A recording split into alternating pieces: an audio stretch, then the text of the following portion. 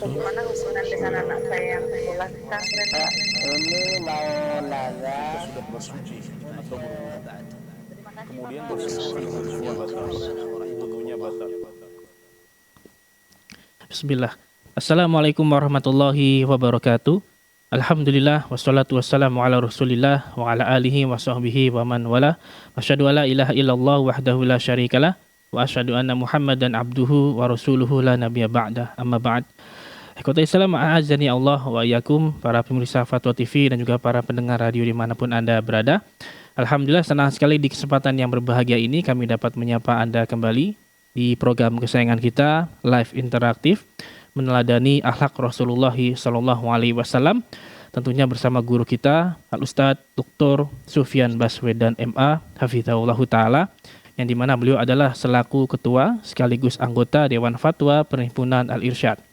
Salawat serta salam semoga tercurahkan kepada suri tauladan kita, baginda Nabi Muhammad Sallallahu Alaihi Wasallam, beserta para keluarganya, para sahabatnya, dan juga para pengikutnya yang setia hingga akhir zaman nanti. Nah, para pemirsa Fatwa TV dimanapun Anda berada, kami informasikan juga untuk live interaktif ini, kami di relay atau disiarkan juga oleh beberapa stasiun radio yang tergabung di RTVC, Asosiasi Radio dan Televisi Islam Indonesia. Di antaranya ada Radio Bimbas Yogyakarta, Radio Sahabat Tegal, Radio Suara Madinah Caruban, Radio MD FM Probolinggo, Radio Hang FM Batam, Radio Amuba Pangkal Pinang, Radio Sagu FM Sumatera Barat, ada Radio Gema FM Bontang, Radio Al-Hikmah Banyuwangi, Radio Albina AM Bekasi, Radio Tua FM Riau, Radio Dai Tengaran, dan Radio Mas FM Seragen. Terima kasih.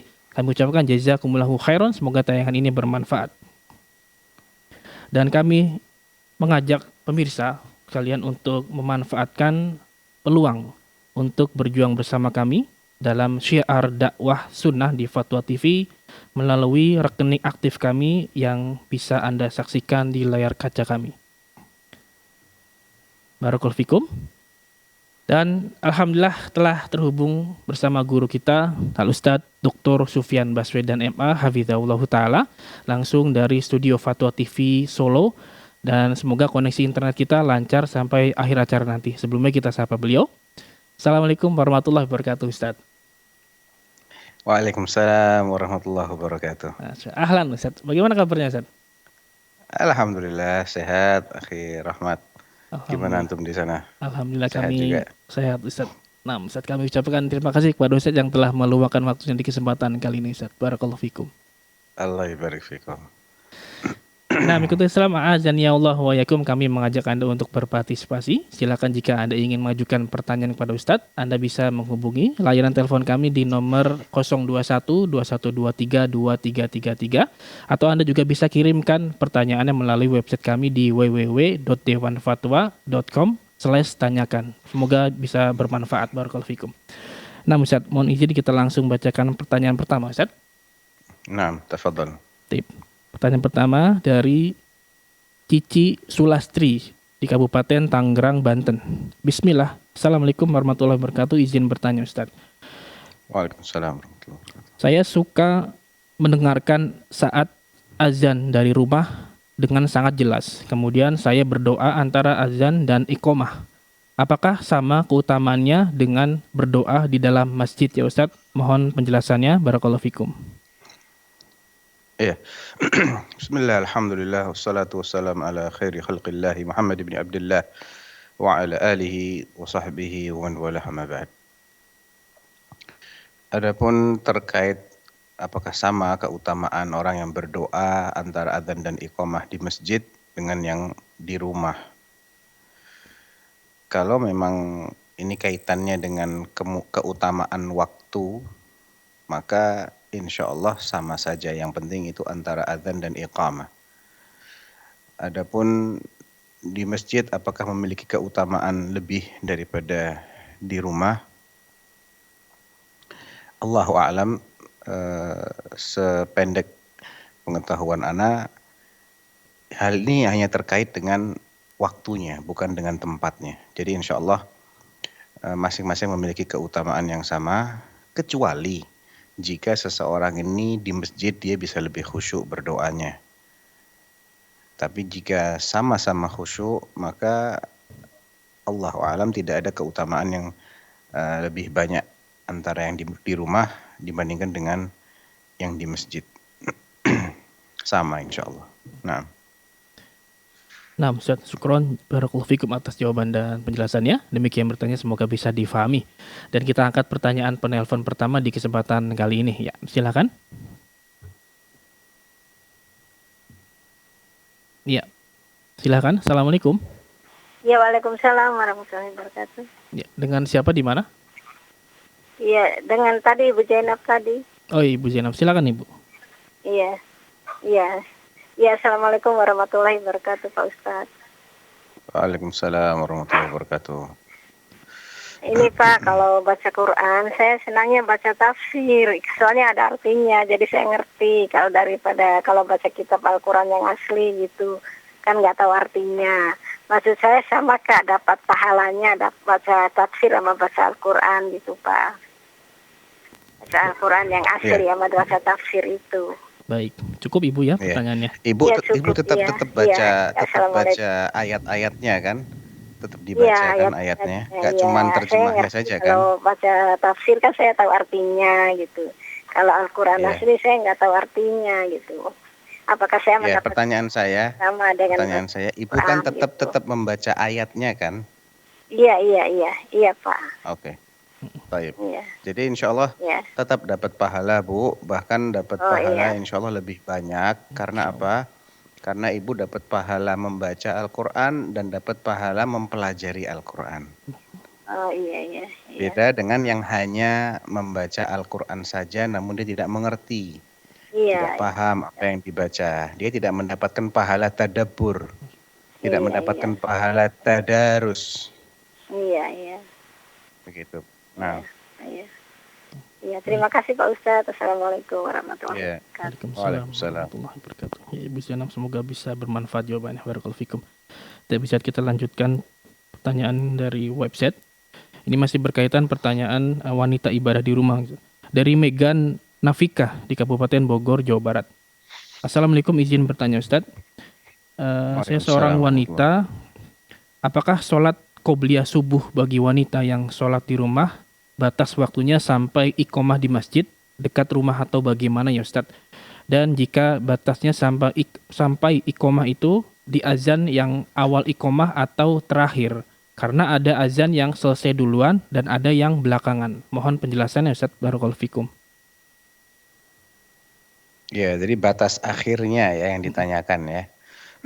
Pertama, pastikan saja bahwa masjid yang mengumandangkan azan itu memang akurat. Dia mengumandangkan azan setelah masuknya waktu subuh. Karena kadang-kadang ada beberapa masjid yang kecepatan, ada yang kelambatan. Kalau kelambatan sih malah nggak masalah ya. Karena kan dia sudah masuk waktu. Tapi yang kadang bermasalah itu yang terlalu cepat. Belum masuk waktu, sudah dikumandangkan azan. Sehingga orang yang mendengar azan ini mengira sudah masuk waktu, kemudian dia sholat qabliyah fajar atau malah mungkin sholat subuh. Nah itu yang perlu diperhatikan di situ. Adapun sampai kapan dia boleh sholat qabliyah fajar, selagi dia sholatnya di rumah, tidak terikat dengan masjid, maka waktu itu terbentang sampai yang penting dia belum sholat subuh dan masih tersisa waktu untuk sholat subuh dengan sempurna. Itu adalah waktu untuk sholat qabliyah. Mau 1/4 jam setelah azan, mau setengah jam, mau lebih dari itu. Yang penting masih tersisa waktu untuk melaksanakan sholat subuh dengan sempurna. Maka dia silahkan qabliyah dulu. Dan qabliyah subuh itu sunnahnya dilakukan dengan agak cepat. Sampai-sampai Ibunda Aisyah itu kalau melihat Rasulullah sholat qabliyah fajar, beliau sampai menebak-nebak, ini beliau baca Al-Fatihah enggak ya? Gitu. Saking singkatnya beliau melakukan sholat sunnah fajar itu. Jadi tidak ada kaitan dengan iqomah yang berkumandang di masjid-masjid. Kan ibu tidak berjamaah dengan masjid. Ibu kan sholatnya di rumah. Selagi ibu belum sholat subuh ya silahkan sholat qabliyah. Kalau sudah habis, misalnya agak kesiangan, sehingga yang tersisa ini hanya cukup untuk sholat subuh, maka jangan qobliyah. sholat subuh dulu, Bu. Sholat subuh dulu, kalau sudah selesai sholat subuhnya, silahkan sholat qobliyahnya diqadha setelah sholat subuh. Ada dua pilihan yang ingin mengqadha. Mengqadhanya setelah sholat subuh, sebelum masuk waktu duha, atau yang lebih baik ditunda sejenak, barang 1/4 jam lah. Setelah terbitnya matahari itu, tambah 1/4 jam, baru setelah itu sholat qobliyah fajarnya diqadha. Itu lebih baik. Tapi kalau khawatir tersibukkan dengan urusan rumah dan lain-lain, silahkan diqadha setelah sholat subuh. Nah Ustaz, jadi dilihat yang lebih akurat ya Ustaz ya, azan ya Ustaz ya.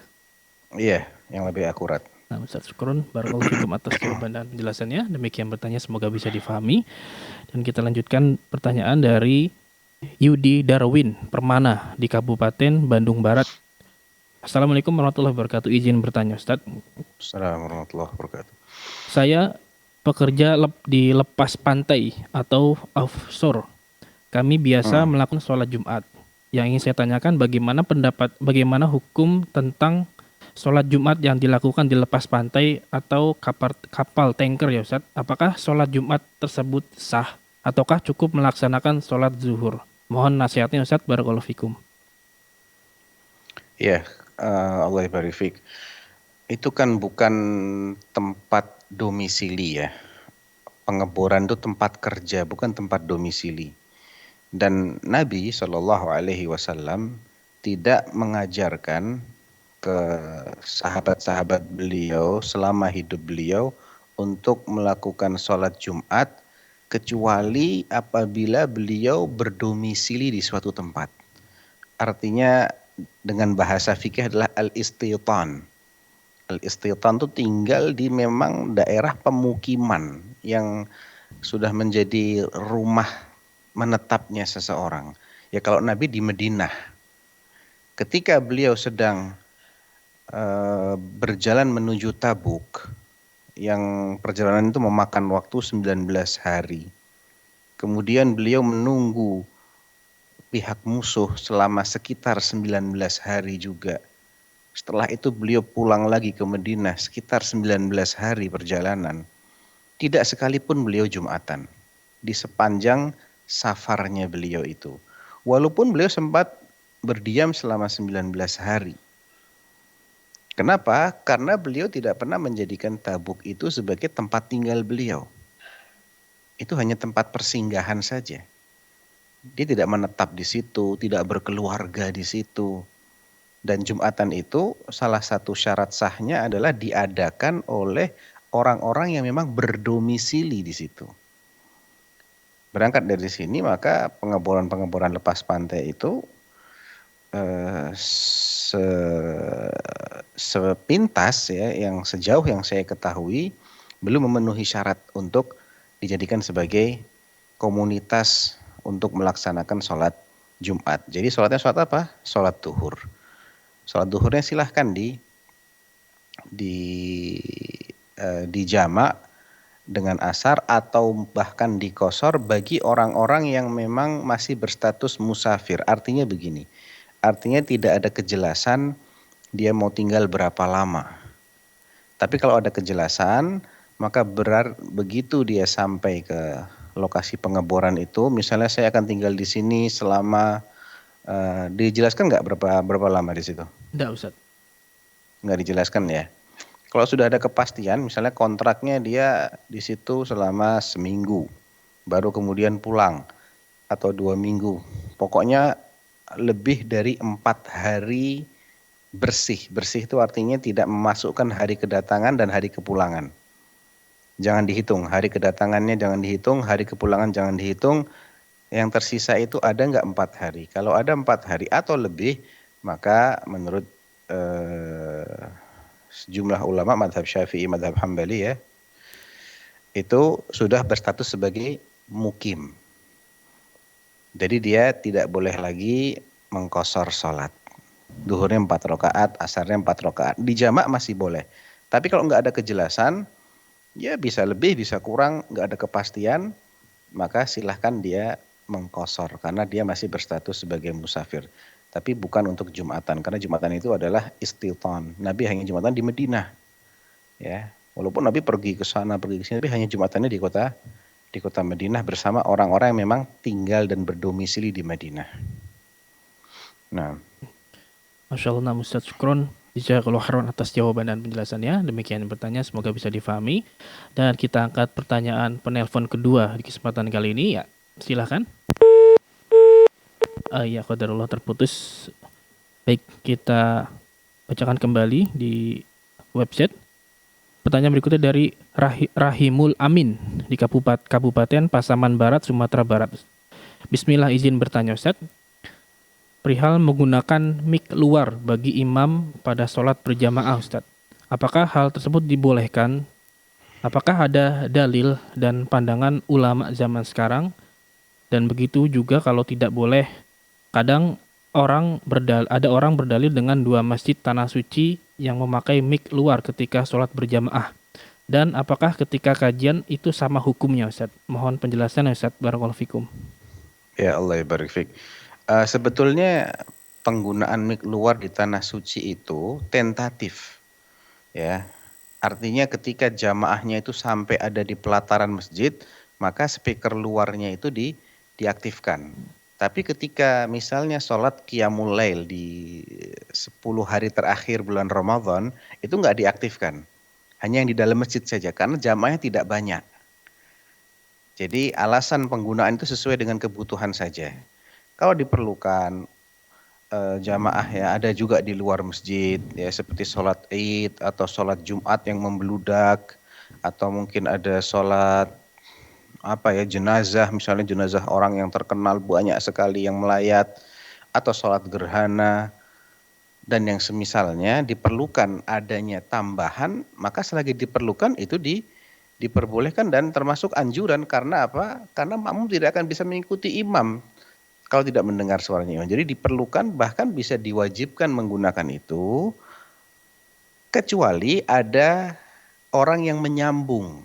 Jadi dulu di masa lampau sebelum ditemukannya pengeras suara ada yang namanya mustamli atau mubaligh, mubaligh itu yang menyampaikan, menyambung suaranya. Sekarang di Masjidil Haram, di Masjid Nabawi pun juga ada. Jadi ada satu yang di posisinya tempatnya adzan itu namanya al-mukabbariyah. Di Masjid Nabawi ada, di Masjidil Haram juga ada. Dia memantau gerakannya imam karena dia posisinya lebih tinggi di Raudhah ya. Kalau di Masjid Nabawi di Raudhah situ. Dia yang suka mengumandangkan adzan. Nanti kalau imamnya ruku baca Allahu Akbar, dia mengulang Allahu Akbar biar yang nggak dengar suaranya imam diharapkan masih bisa mendengar suaranya mubalighnya ini. Ketika imamnya sami Allahu liman hamidah, dia bilang Rabbana walakal hamd. Nah, kalau tidak menggunakan pengeras suara tapi menggunakan mubaligh seperti ini, artinya ada 1 orang, 2 orang di bagian belakang yang mengulang kembali takbir yang dia dengar dari imamnya sehingga soft-soft di belakangnya juga bisa mendengar, maka ini bisa menggantikan pengeras suara. Tapi kalau tidak ada yang mau melakukan hal tersebut, ya berarti keberadaan pengeras suara walaupun sampai keluar masjid itu menjadi suatu keniscayaan. Supaya orang-orang yang ikut berjamaah ini bisa mengikuti gerakan imamnya. Dia tahu imamnya sudah ruku ataukah belum, ataukah bagaimana, begitu. Nah. Masya Allah, taib Ustaz. Jazakallahu khairan atas jawaban dan nasihatnya. Demikian bertanya, semoga bisa difahami. Dan kita coba kembali angkat pertanyaan penelpon kedua. Silakan. Ya. Assalamualaikum. Waalaikumsalam. Bapak Saprin, silakan Bapak Saprin. Ya, assalamualaikum warahmatullahi wabarakatuh, Pak Ustaz. Waalaikumsalam warahmatullahi wabarakatuh. Iya, Pak. Jadi Ustaz mau bertanya Ustaz masalah pengertian bayat Ustaz. Maksudnya bayat itu apa? Kemudian kepada siapa kita berbayat Ustaz? Tentang bayat ya Pak? Sudah Pak ya. Bayat. Ya itu saja Ustaz. Assalamualaikum warahmatullahi wabarakatuh. Waalaikumsalam warahmatullahi wabarakatuh. Bayat itu artinya janji setia Pak. Berjanji setia atau Ya kalau dalam istilah kenegaraan mungkin sumpah ya. Sumpah prajurit, sumpah kepala negara, sumpahnya menteri-menteri, itu semacam itulah. Maknanya kurang lebih seperti itu.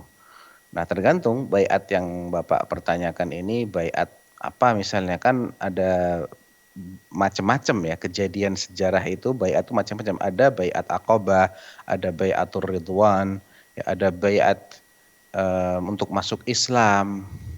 Ada banyak dalam Al-Qur'an. Innal ladzina yubayyi'unaka tahta syajarah innama yubayyi'unallah yadullahi fawqa aydihim, di surat Al-Fath itu. Sesungguhnya mereka yang berbaiat kepadamu di bawah pohon itu, wahai Rasulullah, sejatinya mereka itu berbaiat kepada Allah. Ini baiat untuk taat kepada Rasulullah, untuk siap mati memperjuangkan apa yang diperintahkan oleh Rasulullah SAW. Ada lagi baiat masuk Islam. Idza ja'atkumul mu'minatu yubayyi'naka 'ala alla yusyrikna billahi wa la yasriqna wa la yaznina wa la yaqtulna auladahunna ila akhiril ayah. Di akhir surah Al-Mumtahanah itu ya.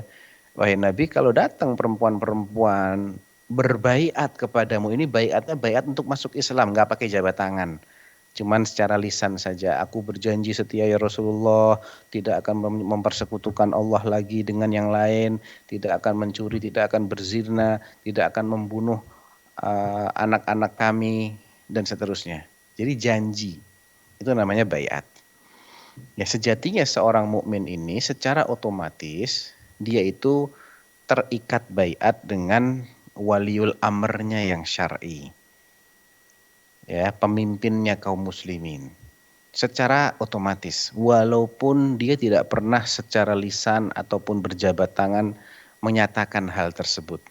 Selagi pemimpin ini sudah diangkat oleh tokoh-tokohnya kaum muslimin, wakil-wakilnya kaum muslimin, maka seluruh kaum muslimin berarti telah berbaiat.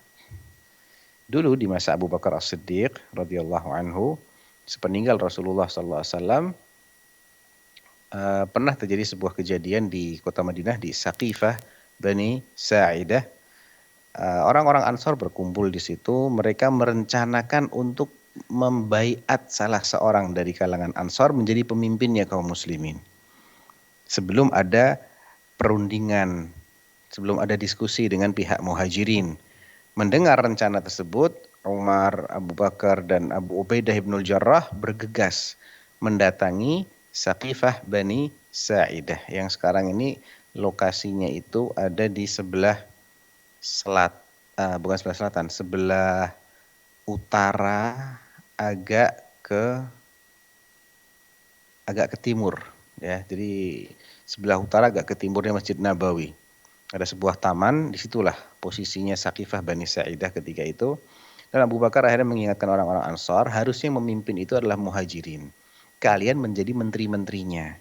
Sehingga terakhir Abu Bakar itu tiba-tiba dibaiat oleh Umar bin Khattab, diangkat sebagai khalifah. Kemudian Abu Ubaidah juga mengangkat, akhirnya semua tokoh-tokoh Ansar pun berbaiat. Tokoh-tokoh Muhajirin juga semuanya berbaiat. Pembaiatan Abu Bakar hanya terjadi di Madinah.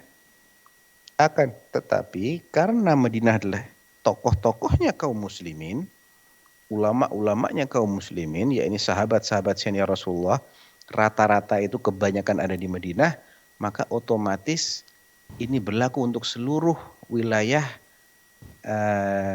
kaum muslimin di masa itu, otomatis. Ya, jadi dalam konteks kenegaraan hari ini, misalnya kita punya presiden Bapak Haji Joko Widodo. Beliau sudah dinobatkan oleh wakil-wakil rakyat secara sah. Ya berarti kita terikat baiat dengan beliau sebagai pemimpin tertinggi, dan beliau adalah seorang muslim. Itu contoh aplikasi baiat. Dalam hal apa ditaati? Dalam semua hal yang tidak mengandung unsur maksiat. Itu hak beliau sebagai seorang pemimpin muslim, dan kewajiban kita sebagai rakyat untuk taat. Ati'ullah wa ati'ur rasul wa ulil amri minkum. Ya, perintahnya seperti itu. Itu contoh baiat. Ada juga baiat-baiat yang tidak syar'i, yaitu baiat yang sifatnya pada golongan tertentu, kepada pemimpin golongan tertentu yang dia ini tidak merupakan waliul amr secara syar'i. Kemudian ditaati dalam hal-hal yang bertentangan sekalipun dengan aturan Allah. Nah, ini adalah baiat yang tidak dibenarkan dalam syariat. Jadi tujuan dari baiat itu sendiri akan menentukan hukum baiatnya apa. Kalau tujuannya hak, maka baiatnya hak. Kalau tujuannya batil, baiatnya pun batil. Tujuannya mubah, baiatnya juga mubah. Tujuannya makruh, baiatnya makruh. Tujuannya dianjurkan sunnah, ya baiatnya sunnah. Begitu. Allahu a'lam. Baik, Ustaz. Jazakallahu khairan atas jawaban dan penjelasannya. Demikian bertanya Bapak Saprin, semoga bermanfaat ya. Barakallahu fikum. Tapi kita angkat pertanyaan ketiga via telepon di kesempatan kali ini. Kita coba. Ya. Silakan. Ya, Assalamualaikum Ustaz. Waalaikumsalam warahmatullahi wabarakatuh. Saya mau bertanya masalah sholat Ustaz. Di musola saya itu ada lemari Ustaz, agak tinggi. Waktu saya mau sholat saya tidak lihat kucing Ustaz. Ya, setelah saya sholat, saya mau ruku, tiba-tiba kucing itu meloncat. Saya kaget, langsung spontanitas saya bilang, astagfirullah. Saya bilang seperti itu Ustaz. Apakah sholat saya itu batal Ustaz? Dan jika itu terulang, seandainya saya sholat lagi, apakah saya harus berhenti atau diteruskan Ustaz? Yang satu. Yang nomor 2 Ustaz, saya itu punya anak kecil yang umur 11 tahun. Sebentar Ibu, maaf. Sebentar. Saya tadi sebenarnya kurang jelas ya, apa Ibu nyebut-nyebut lemari atau apa, saya kurang jelas. Tapi inti pertanyaan Ibu adalah Ibu kaget ketika sedang sholat, betul ya? Ya. Kemudian Ibu mengucapkan astagfirullah. Iya, Apakah sholatnya karena ada batal? kucing loncat dari atas lemari saya itu Ustaz. Ada apa? Kucing. Kucing. Ya, di atas lemari saya tidak lihat waktu mau sholat, tidak lihat kucing di atas lemari saya. Di depan Ya, apapun alasan sholat Ibu. saya itu Nah, ada lemari agak tinggi tempatnya Al-Quran. Ya, Baik. artinya Artinya apapun ada di alasannya, atasnya saya nggak lihat kaget ya, kucing. Terus saya sholat. Ketika Baik. saya mau ruku, kucing itu meloncat, langsung saya kaget bilang astagfirullah. Apakah sholat Ya. saya itu batal Ustaz? Baik Ibu. Jika Baik. Nggak batal. saya mau sholat Nggak batal. pergi lagi, Nggak apakah batal. saya harus melanjutkan atau berhenti itu Ustaz? Yang kedua, Nggak batal. ya. Bu, saya jawab dulu ya. Ibu mohon Tidak maaf. batal sholatnya. Iya. Dengar nggak Bu Iya. jawaban saya? Ya, Kata Ustaz Sholatnya tidak tidak batal. batal. Ustaznya. Tidak batal sholatnya karena Ibu tidak mengucapkan kata-kata yang sifatnya ditujukan kepada seseorang. Ibu mengucapkan istighfar. Istighfar itu minta ampun kepada Allah, dan ketika orang itu sholat dia sedang bermunajat kepada Allah. Maka selagi kata-kata yang dia ucapkan itu tidak ditujukan kepada seseorang, ya, tidak sifatnya awas jangan, misalnya begitu. Refleks, misalnya Ibu melihat ada anak kecil mainan sesuatu yang berbahaya, Ibu teriak, "Hai nak, hati-hati." Nah, kalau sudah seperti itu maka batal. Karena berarti ada pembicaraan yang ditujukan kepada selain Allah. Tapi kalau ditujukan astagfirullah, kan aku minta ampun kepada Allah. Itu tidak mengajak bicara siapa-siapa, itu memang semacam doa, maka tidak membatalkan sholat. Jelas Bu ya? ya. Oh, Baik. yang kedua Ustaz. Ya, silakan Ibu. Halo. Ya, yang kedua, ini saya punya anak kecil berumur 11 tahun Ustaz. Tanpa seorang ayah sudah qadarullah sudah wafat. Jadi saya ngajak anak saya itu untuk sholat berjamaah Ustaz. Ya, ketika saya ajak dia nggak mau, tapi saya paksa. Ya mau dia. Tapi ketika saya sudah jadi imam Ustaz, dia langsung maksudnya nggak mau jadi makmum. Saya nggak mau makmum sama Umi soalnya kelamaan katanya. Jadi apakah niat saya itu yang jadi imam harus digugurkan Ustaz? Ya, Saya tidak mendapatkan sejauh yang saya tahu ya Bu ya. Tidak ada keharusan untuk merubah niat. langsung diteruskan ya Ustaz.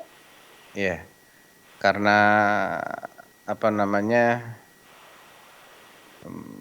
itu mungkin saja terjadi ya di zaman Rasulullah, mungkin saja terjadi. Misalnya seseorang berjamaah dengan satu orang. Dia niatnya dari awal sebagai imam, tiba-tiba makmumnya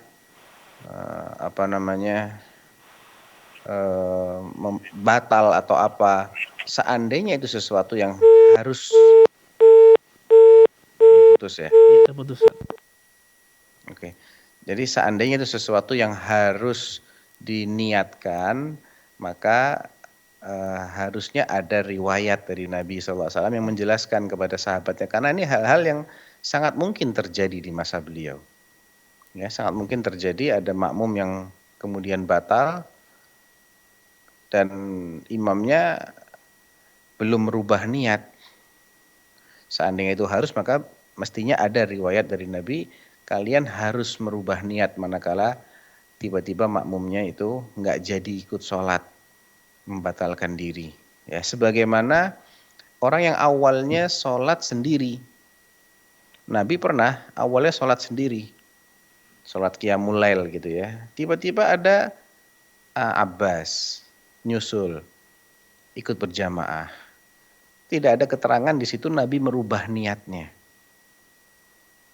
Artinya kembali ke hukum semula. Insya Allah tidak mengapa. Wallahu a'lam.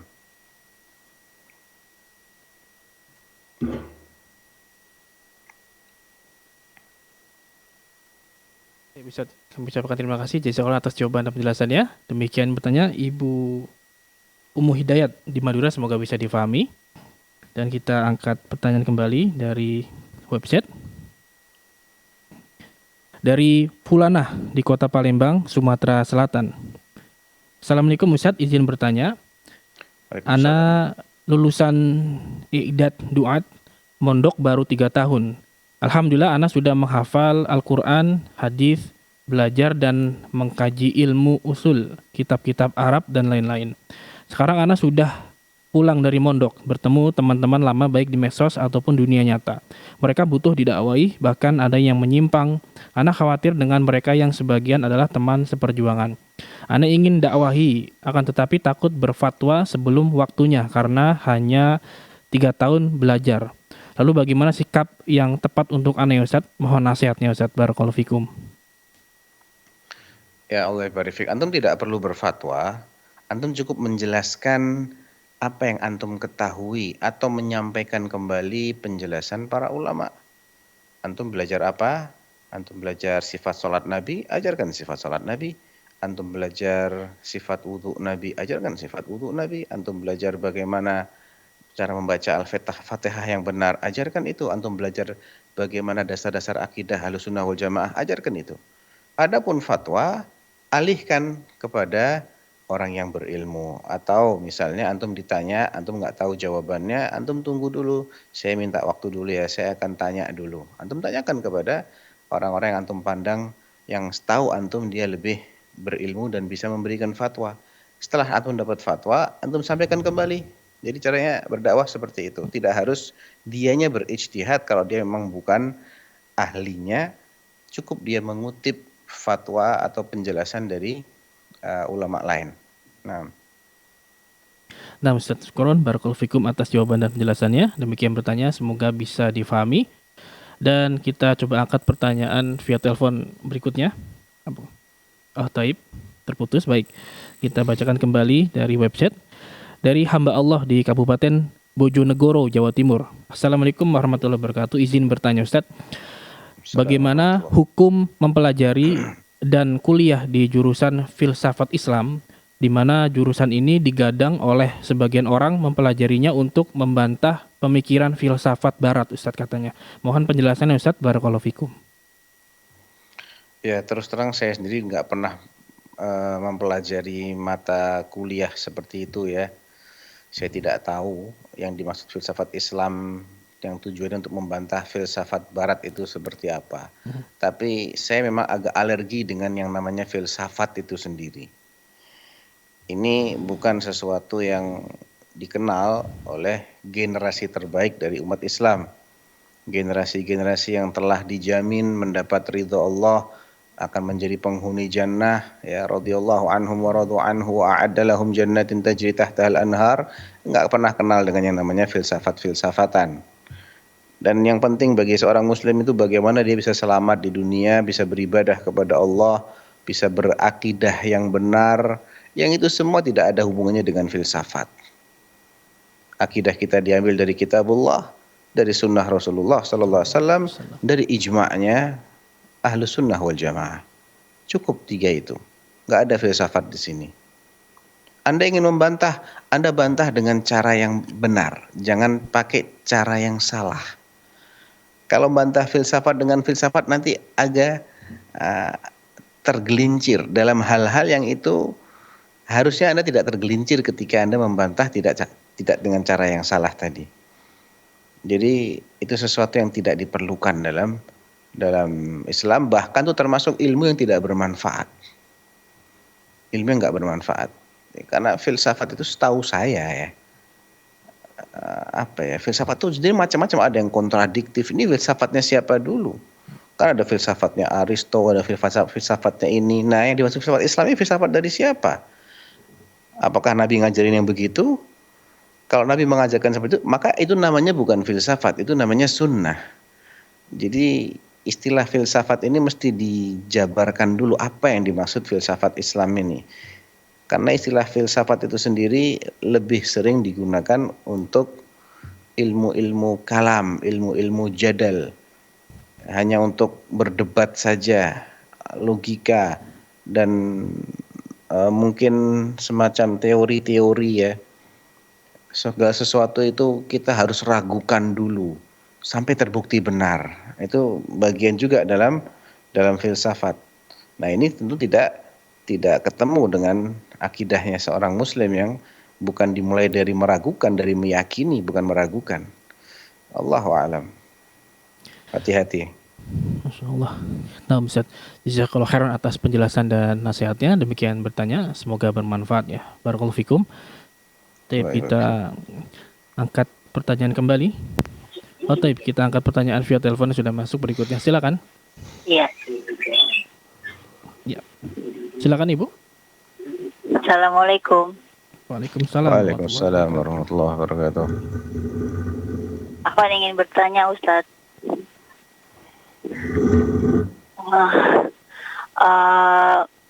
Mau tanya soal sholat. Setelah bangun dari sujud kita duduk. Waktu duduk itu kita naik untuk berdiri, tangannya mengepal atau dilepas biasa gitu Ustaz. Atau satu lagi, ada hadis yang kuat mau tidur itu baca Al-Muluk dan As-Sajadah. Itu aja Ustaz. Assalamualaikum warahmatullahi wabarakatuh. Waalaikumsalam warahmatullahi wabarakatuh. Waalaikumsalam warahmatullahi wabarakatuh. Iya, terkait dengan posisi berdirinya apakah mengepal ataukah membuka biasa, itu memang berangkat dari perbedaan antara ahli-ahli hadis tentang hadis yang menganjurkan agar tangan itu posisinya seperti orang mengadon tepung, ya. Biasanya kan orang mengadon tepung itu kan mengepal begini. Nah, sebagian ulama memvalidasi hadis tersebut. Sebagian yang lain mengatakan tidak valid itu hadisnya. Di antara yang mengatakan hadisnya tidak valid, seingat saya adalah Syekh Bakar Abu Zaid dalam kitab beliau La Jadida fi Ahkamis Shalah. Beliau seingat saya mendhaifkan hadis tersebut. Ya, bagi yang ingin mengikuti pendapat yang mendhaifkan, ya maka dia posisinya biasa aja. Terbuka menyentuhkan telapak tangannya ke lantai, kemudian bangun bertumpu dengan telapak tangan. Tapi bagi yang ingin mengikuti mereka yang menganggap hadis itu adalah hadis yang valid, ya silahkan mengepal. Saya pribadi, saya tidak ingat tuh mana di antara dua pendapat ini yang paling kuat dalilnya ya. Cuman saya pernah baca di salah satu referensi, di situ dinyatakan sebagai hadis yang lemah. Ada pertanyaan lagi tadi atau sudah? Tentang hadis mau tidur Ustaz, membaca surat Al-Mulk Oh iya. dan As-Sajdah. Membaca surat Al-Mulk dan surat As-Sajdah. Saya tidak tahu tentang surat As-Sajdah ya. Kalau surat Al-Mulknya sebagian ulama menghasankan hadis tersebut, dan banyak juga yang tidak mengatakan bahwa surat Al-Mulk ini punya kelebihan khusus. Jadi juga ini sekali lagi adalah perbedaan ijtihad di kalangan ahli hadis. Ya, sebagian ulama mengatakan surat Al-Mulk itu punya fadilah. Fadilahnya apa? Yaitu dia bisa melindungi orang yang rajin membacanya itu dari azab kubur. Ada beberapa versi ya, tapi intinya seperti itu. Ada yang mengatakan sebelum tidur, ada yang tidak mengatakan itu. Intinya surat Al-Mulk menurut sebagian ulama yang menganggap hadisnya ini adalah hadis yang bisa diterima, maka diyakini dia punya suatu fadilah. Namun ada yang mengatakan semua hadisnya bermasalah, tidak ada yang valid. Jadi jawabannya saya sendiri saya pernah mencoba untuk meneliti ya. Namun ya belum benar-benar yakin tentang validitas hadis tersebut, Bu. Jadi saya pribadi ini masih ada ganjalan untuk menganggapnya sebagai hadis yang valid.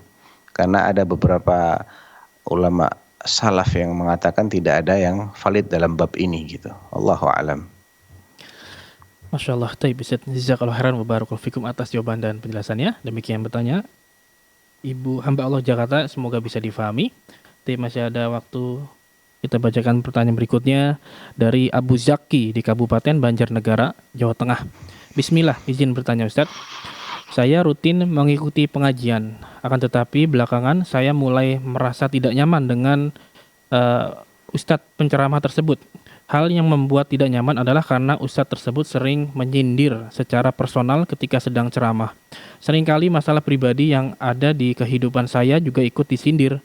Apakah hal sindir menyindir diperbolehkan dalam sebuah ceramah ya Ustadz? Mohon penjelasannya, barakallahu fikum. Ya Allah, perfect. Ini sebetulnya pernah ditanyakan ya, persis seperti ini redaksinya. Beberapa waktu yang lalu dan saya sudah menjawab itu sebetulnya. Ya ada perincian yang cukup panjang. Jadi intinya itu masalah sindir menyindir itu kan juga kadang ada subjektivitas di situ. Cara nyindirnya bagaimana? Apakah dengan menyebut nama? Kalau dengan menyebut nama itu jelas bukan sesuatu yang diajarkan oleh Nabi. Nabi tidak menyebut nama seseorang di depan umum kemudian disindir di situ, tidak. Beliau biasanya pakai yang tidak menyebutkan identitas. Jadi kenapa sih ada orang-orang yang berbuat begini? Janganlah, itu nggak baik. Tanpa menyebut kenapa si fulan itu suka begini, nggak disebut nama si fulannya itu. Nah, baik Ustaz, Masya Allah. Syukron barakallahu fikum Ustaz atas jawabannya. Tapi masih ada waktu, pertanyaan berikutnya dari Hekni di Kabupaten Aceh Tengah. Bismillah, izin bertanya Ustaz. Bagaimana cara menanggapi saudara yang mengatakan setiap ulama bisa diambil ilmunya Ustaz? Mohon nasihatnya Ustaz, barakallahu fikum. Ya, Allah barik fik. Kalau memang dia benar-benar ulama, ya namanya juga ulama, orang berilmu. Kalau nggak bisa diambil ilmunya, ya dia bukan ulama berarti. Hanya saja yang mengatakan begini ini siapa? Orang yang mengerti ataukah orang awam? Kalau dia seorang yang awam, maka definisi ulama itu bukan wewenang dia untuk mengatakan ini ulama atau ini bukan ulama. Yang bisa mengatakan ini adalah ulama adalah sesama ahli ilmu. Atau paling tidak dia talibul ilm, orang yang dalam proses belajar mencari ilmu. Kalau orang nggak ngerti apa sama sekali, jangan-jangan nanti orang jahil yang pintar ceramah dibilang ulama. Padahal ilmu itu tidak sama dengan banyaknya kata-kata yang dia sampaikan dalam ceramahnya, bukan. Ilmu itu adalah pemahaman yang benar terhadap dalil. Jadi kalau cuman dia penceramah, hari gini banyak sekali penceramah-penceramah yang tidak berilmu. Cuman pintar ngomong saja. Ketika dia membahas satu masalah ilmiah, ngawur pembahasannya. Bahkan yang dia ajarkan itu sesuatu yang bertentangan dengan ajaran Allah dan dengan ajaran Rasulnya SAW. Dan banyak orang awam menganggapnya sebagai ulama. Jadi ini kembali kepada siapa yang mendefinisikan ulama ini. Ulama menurut siapa? Baru kita bisa jawab boleh diambil ilmunya ataukah tidak. Dan dalam hal apa mau diambil ilmunya? Dalam hal-hal yang memang dia sampaikan berdasarkan dalil yang benar, yang difahami dengan pemahaman yang benar, silahkan ambil ilmunya. Ataukah dalam hal-hal yang memang sudah jelas-jelas dia itu salah, walaupun dia adalah alim yang dikenal keilmuannya, tapi kalau jelas-jelas dia salah dalam hal ini, nggak boleh diikuti, nggak boleh diambil dalam hal yang dia sudah terbukti salah. Kalau belum terbukti, ya selagi dia adalah seorang yang alim, maka hukum asalnya boleh diambil ilmunya.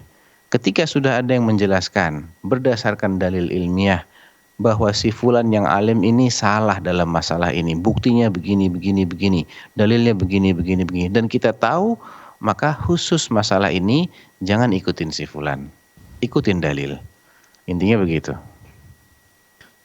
Nah, Ustaz. Barakallahu fikum atas jawaban dan penjelasannya. Demikian pertanyaan, semoga bisa difahami. Tapi masih ada waktu, mungkin kita bacakan 1 atau 2 pertanyaan lagi, Ustaz.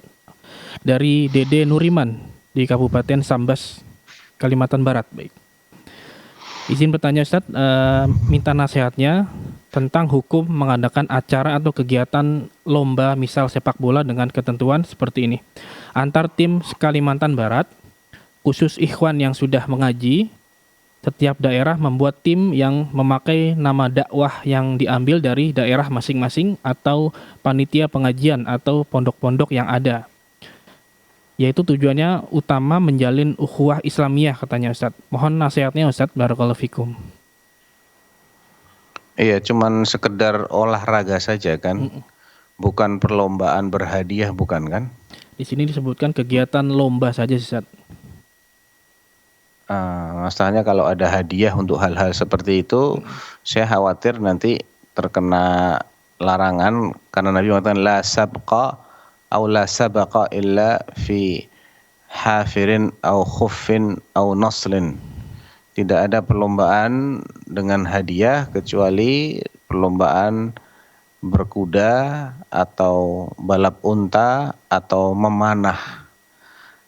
Nah, ada sebagian ulama yang mengkiaskan semua lomba-lomba ketangkasan fisik yang bermanfaat untuk jihad fisabilillah, maka silahkan dijadikan sebagai ajang perlombaan. Ada juga yang mengkiaskan lomba-lomba yang mengasah keilmuan syar'i seseorang. Silahkan dijadikan lomba berhadiah. Tapi yang nggak ada hubungannya ke sini maupun ke sini, lomba sepak bola apa hubungannya dengan ketangkasan fisik untuk jihad fisabilillah? Nggak ada. Nah, bahkan mungkin ya kalau dilakukan oleh orang-orang yang awam itu rentan menimbulkan perkelahian atau nanti ada orang-orang yang lalai untuk sholat dan semisalnya, sehingga ini tidak termasuk lomba-lomba yang diberi pengecualian tadi. Oleh karena itu kalau tidak berhadiah tidak mengapa, sekedar olahraga saja. Tentunya dengan adab-adab syar'i yang tetap dijaga, pakaiannya tidak boleh menyingkap paha, ya celananya mesti agak panjang, karena paha laki-laki itu aurat, jadi pakai celana panjang sekalian nggak mengapa. Kemudian waktunya juga harus tidak boleh sampai mengakhirkan sholat atau bahkan mengorbankan yang lebih penting daripada itu. Jadi insya Allah kalau sekedar untuk merajut ukhuwah tidak mengapa. Walaupun dinamain kesebelasannya ma'had A atau pesantren A, sekolah B, tidak mengapa insya Allah. Itu hukum asalnya mubah. Wallahu a'lam. Masya Allah. Baik, Ustaz. Jazakallahu khairan wa barakallahu fikum atas penjelasan dan jawabannya. Demikian bertanya, semoga bisa difahami. Dan tersebut adalah pertanyaan terakhir di kesempatan kali ini, Ustaz. Kami ucapkan terima kasih jazakallahu khairan kepada Ustaz yang telah meluangkan waktu dan telah berbagi faedah bersama kami. Semoga Allah Subhanahu wa taala senantiasa menjaga Ustaz, kru dan juga keluarga di sana. Amin amin. Walakum bil mithl wa ziyadah. Allahumma amin barakallahu. Nah, mengikuti Islam azan ya Allah wa yakum, demikian live interaktif pada kesempatan kali ini. Semoga apa yang telah kita simak dan dengarkan bersama bisa menjadi tambahan ilmu yang bermanfaat untuk kita semua. Kami kru yang bertugas mohon undur diri. Terima kasih atas partisipasinya. Mohon maaf bila ada kekurangan dan mohon maaf atas pertanyaan-pertanyaan yang sudah masuk yang belum sempat kami bacakan karena keterbatasan waktu, dan semoga kita bisa bacakan di lain kesempatan insyaallah taala. Kita tutup. Subhanakallahumma wa bihamdika asyhadu alla ilaha illa anta astaghfiruka wa atubu ilaik. Wassallallahu ala nabiyina Muhammad wa ala alihi wa sahbihi ajma'in. Wassalamualaikum warahmatullahi wabarakatuh. Waalaikumsalam warahmatullahi Mas, bagaimana usulan dengan anak saya yang Alhamdulillah, syukur Ustaz, jazakallahu khairan. Sudah bersuci atau berwudu.